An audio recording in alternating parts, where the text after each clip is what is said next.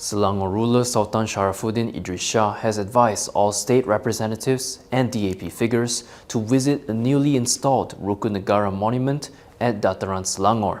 This is so that they will better understand and appreciate the meaning of the Rukun Negara. Meanwhile, Rafizi has offered insight into his hopes for the new party. Stay tuned for this and more on KiniNews. Selangor ruler Sultan Sharafuddin Idris Shah has advised all state assembly persons to visit the newly installed Rukun Negara monument plaque at Dataran Selangor to better understand and appreciate the national principles. In a statement, Sultan Sharafuddin said that they should visit it twice a month. In particular, he suggested that Seri Kembangan assemblyperson Wong Siew Ki and former Selangor State Executive Councillor Ronnie Liu visit the site once a week. This is to better understand and appreciate the meaning of the Rukun Negara and become citizens who know how to respect the sovereignty of the royal institution and uphold courtesy and morality.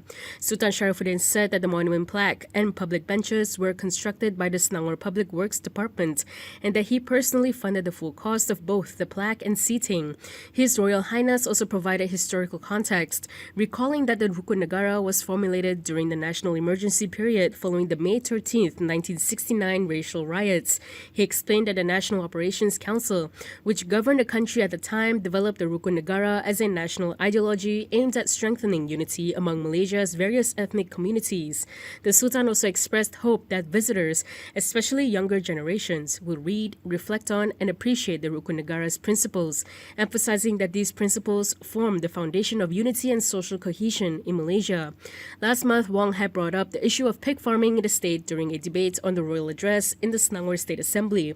The remark was viewed by certain quarters as disrespectful to the Selangor ruler, following a February decree that no such farming is allowed in the state. Following the uproar against Wong, Liu, among others, came to her defense and called on the state government to address mounting concerns over its pig farming policy. Moving on to Party Bersama Malaysia, its de facto leader Rafizi Ramli said that it will be built as a merit-based political party. He explained that the party aims to attract young professionals and offer voters a pool of talented candidates as potential leaders.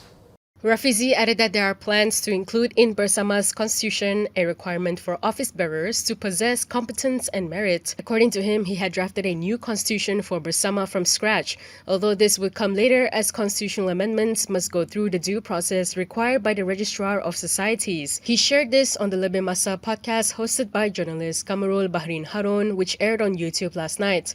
Rafizi noted that the plan to introduce a new structure and culture in Bersama is aimed at gaining the confidence of young talents who were previously uninterested in politics. The country, he added, has many talented individuals who have been overlooked by political parties. He revealed that several young professionals have expressed their readiness to leave their careers, including some who plan to return from overseas to contest in elections, although he admitted it would be challenging to convince more to do the same. He stressed that it would require a leap of faith and depend on how many such figures the party can put forward. Rafizi added that he believes the country needs this change and everything they do must move in that direction. From now on, you can also listen to KiniNews on Spotify and Apple Podcasts. Scan the QR code on the screen to follow us. Meanwhile, Tengku Zafrul Abdul Aziz has shared that Pandan PKR leaders recently expressed their loyalty to the party. He added that they also expressed their commitment to strengthening efforts within the Pandan division. In a post on X last night, Zafrul said he had brought Pandan PKR division leaders to meet PKR President Anwar Ibrahim after the Pakatan Harapan Convention in Johor Bahru concluded on Sunday. He added that during the meeting, the leaders stressed on their loyalty to the party.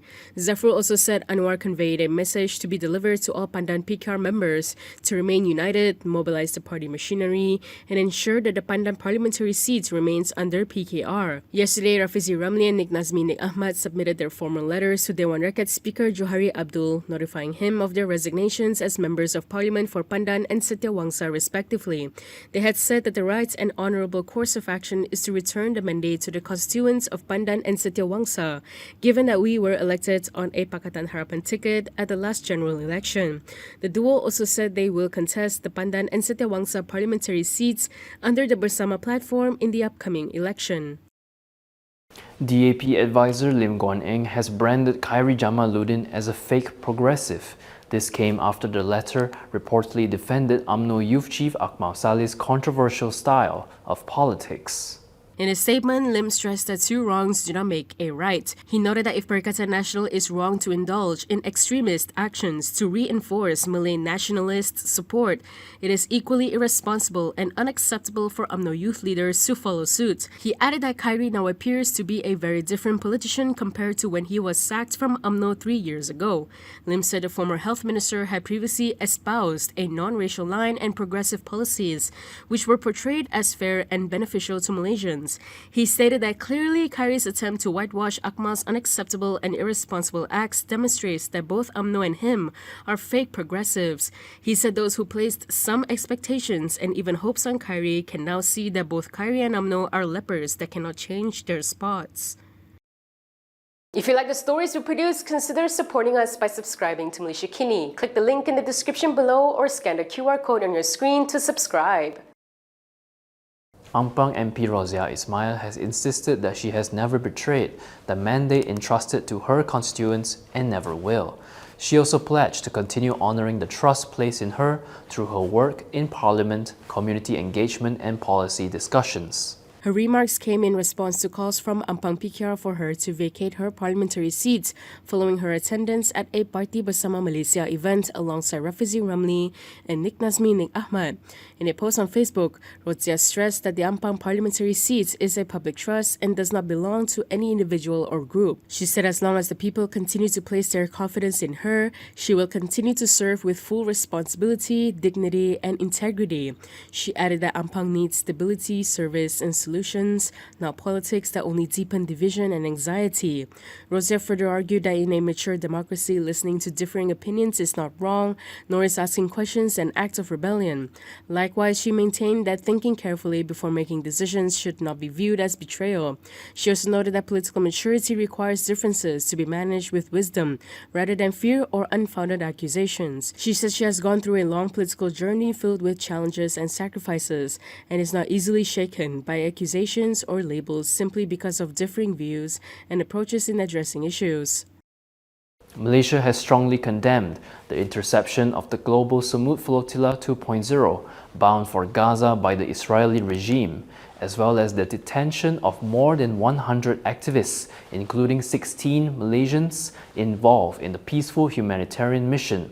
Prime Minister Anwar Ibrahim said Malaysia also demands guarantees for the safety of all activists involved and their immediate release. In a post on Facebook, he said the outrageous act by the evil regime against a humanitarian aid mission violates human rights and international law.